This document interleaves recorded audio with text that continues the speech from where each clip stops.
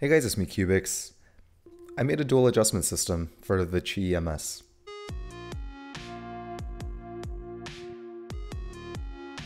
If you've seen my review of the QiYi MS, you'll know that I love this cube. It's a no-nonsense cube that performs really well, and it's only $8, or actually less than that if you use discount code cyoubx at the cubicle. Personally, and this is super nitpicky, I wasn't really a fan of the feel of the cube. I tend to like cubes that are a little bit quieter and softer, like the Tangyuns or the GAN-X. But part of the reason the MS is so loud is because of the springs. Not only are the springs really stiff, but they're also very long, which means that when the cube is assembled, the spring is in an even more compressed state, making it seem even stiffer than it already is. The result is a very loud and snappy corner cutting experience. So, naturally, one would want to perform a spring swap and use something lighter. But I didn't have extra springs on hand.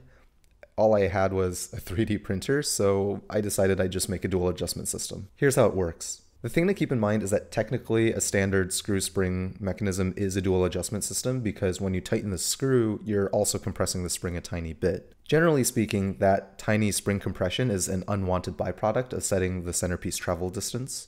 So I essentially inverted the problem, and instead of using the screw depth to set the centerpiece travel distance, I thought that I could actually use it to set the spring compression and then deal with the centerpiece travel distance later.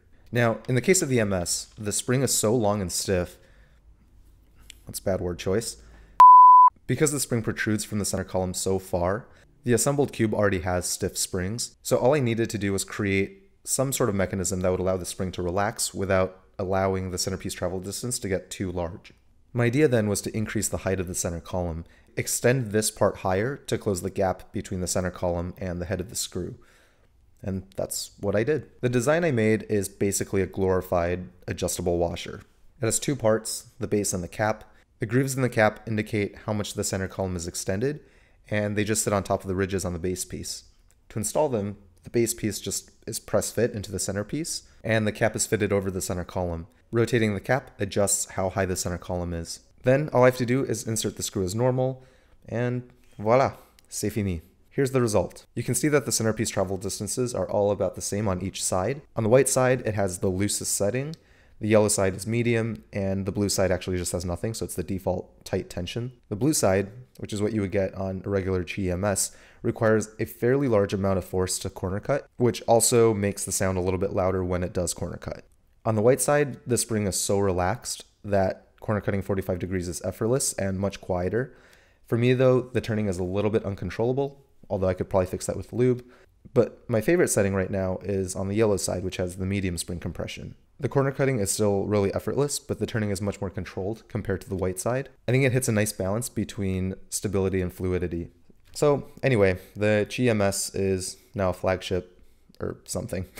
In all seriousness, the MS was already a fantastic cube, and the more reasonable thing would be to just do a spring swap. For me personally though, I wanted to see how hard it would be to design a dual adjustment system, especially for an existing cube, and it actually wasn't really that hard. Quite frankly, these parts would be really cheap to mass produce on scale, so it kind of highlights how cubes like the RS3M 2020 edition are able to be so cheap. Dual adjustment mechanisms might seem amazing and complicated, but they're actually not that hard to design, and they're certainly not very expensive to mass produce.